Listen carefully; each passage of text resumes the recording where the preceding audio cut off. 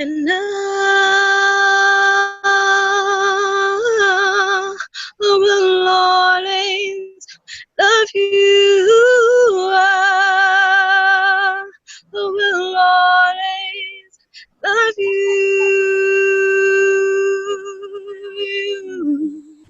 you. Hey people, today we have three amazing people with us. Hello, Vovo. Hello. Hi, Vuvu. Hello. Hello. Hi, Tony. Hi, Tony. Hi, guys. So, Vovo has already been to our channel, so I'm sure that she must be feeling at home. Yes. So, Tony is the founder of the non-profit organization called Location Kids and also the author of the book, The Miracle Girl. And Vovo and Vuvu are a part of the Location Kids. Now my audience must be wondering, what is Location Kids? To Tony to introduce us to the Location Kids. Okay, Location Kids was started 9 years ago. We were all part of a different organisation called Zama. It was it helped a lot of children learn English, and it was an after-school project, quite well organised, but it suffered funding difficulties, and for many reasons Zama finished. But many of the children, including Vuvu and Vovo, were young teenagers at the time, wanted to continue, so they asked me if we could do something. And that's how we started Location Kids, who learn English through music, choir, solo singing, modern music, traditional music, dancing. They do again modern dance, traditional dance. And the other thing that they do is they love to act. They love to put shows on. They're all like little divas, all little actresses, and all very good and clever at what they do once they get over their initial shyness. So it's still an after-school project. They don't often meet when we're not in school, unless I'm in South Africa. But most of the time, 3 or 4 times every week, the children will meet and they will practice, and they're quite dedicated. They work quite hard at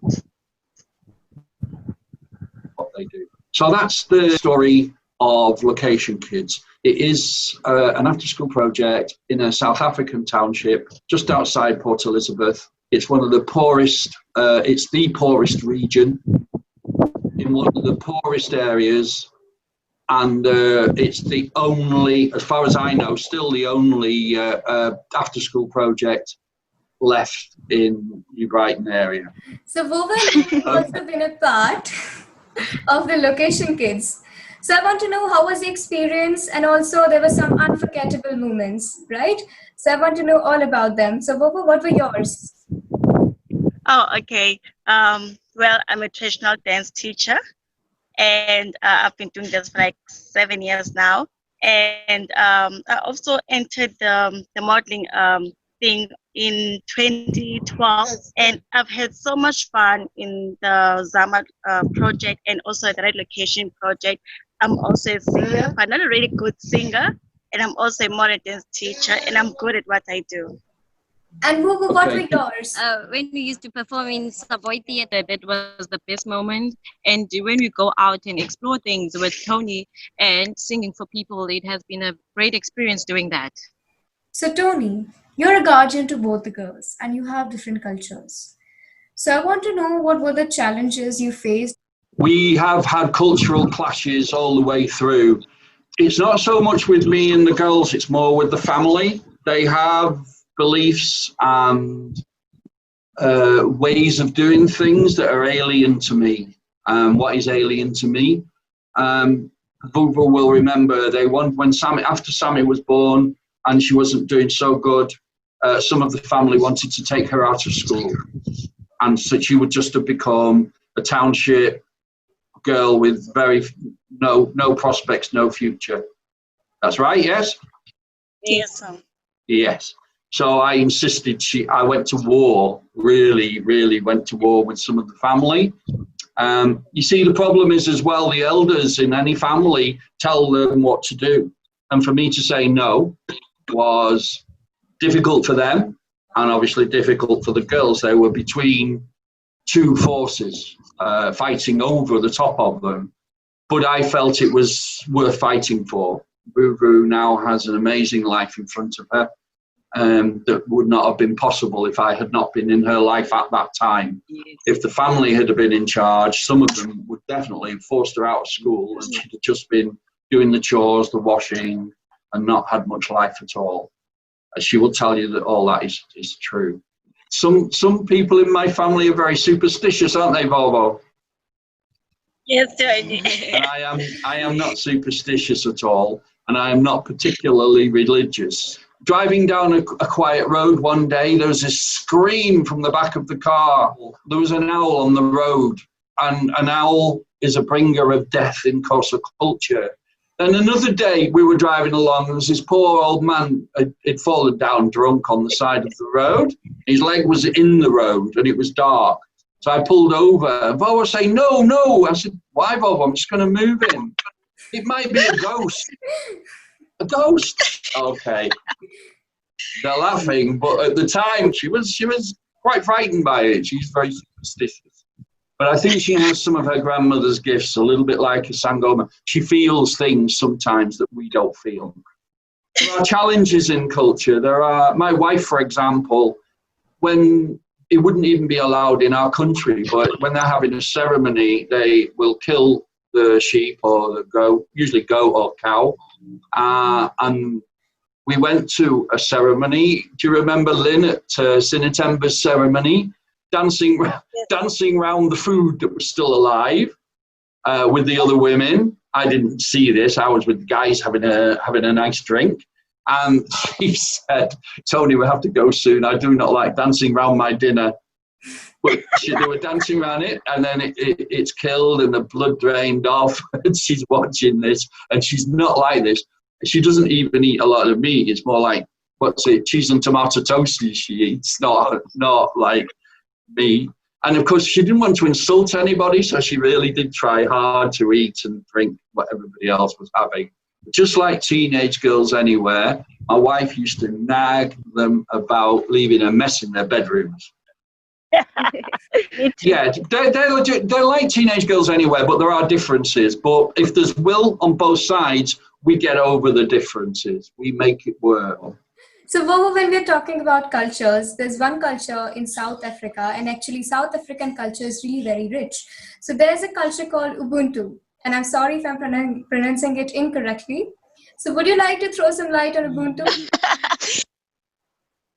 Yes, Ubuntu in English called humanity. I'm also concerned about Ubuntu because I myself, I do help many people by sharing. The most important thing is sharing. I started Ubuntu when I was very young. My mother taught me to do Ubuntu. My first thing is to share, show respect. And the most important thing is to not to expect to get something when you give something to someone. So that's so important, to share, respect. And the most important part is that you have to say please in anything, help others who are in need, but not expecting something in return. That's called Ubuntu, in my ways. So it believes in giving and not to ask for anything. Yes. So, Vuvu, how is it like to raise Sammy? Challenging or easy? For viewers, it was Vuvu's daughter. It was a bit difficult because I was still young, didn't know how to raise a baby, but thank God Tony was here beside me and teaching me. Like, imagine Tony teaching me how to raise a child. But it was good though, because Tony has always been like a father to me and played the role in my life of being a father.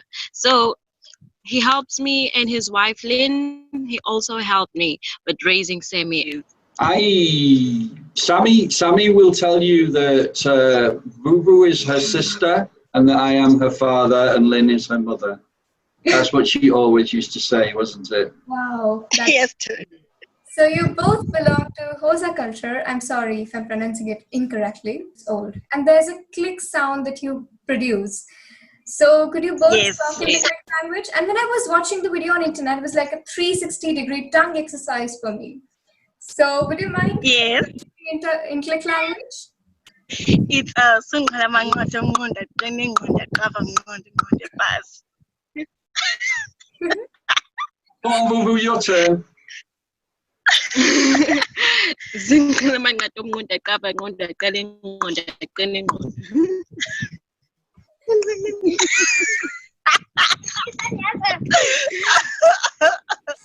So, Vuvu and Vuvu, there were a lot of mentions in the book about Tony's anger.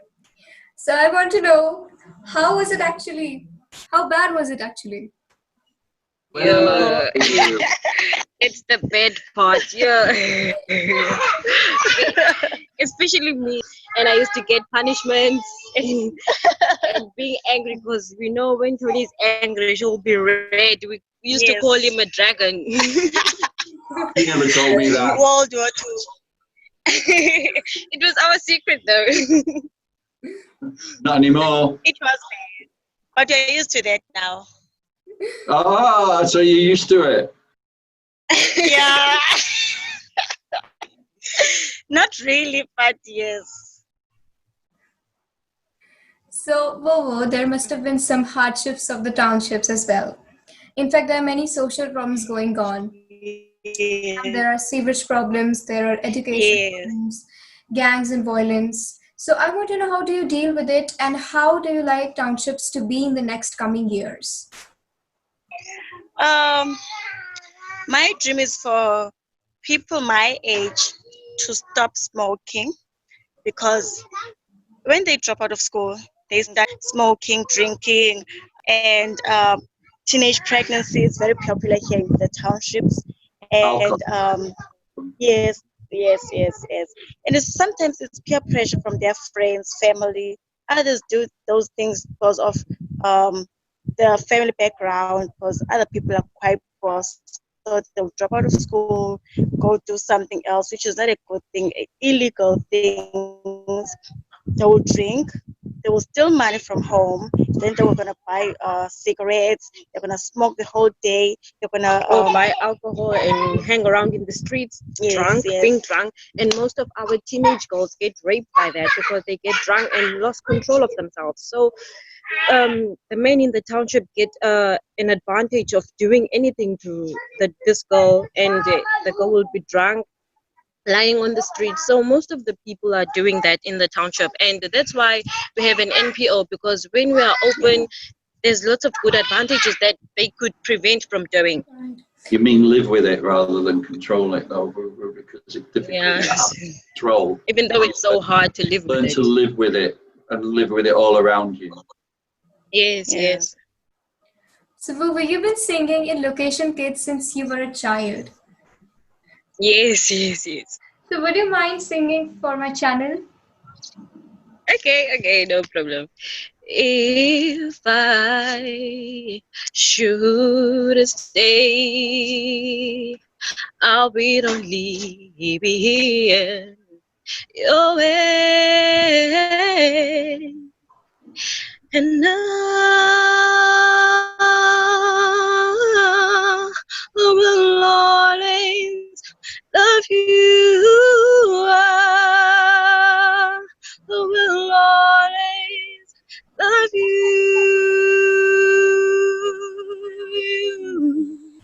you, my darling, you. Bittersweet memories, that is all I'm taking with me. So goodbye, please don't cry. We both know I'm not what you need, and I will always love you. I will always love you.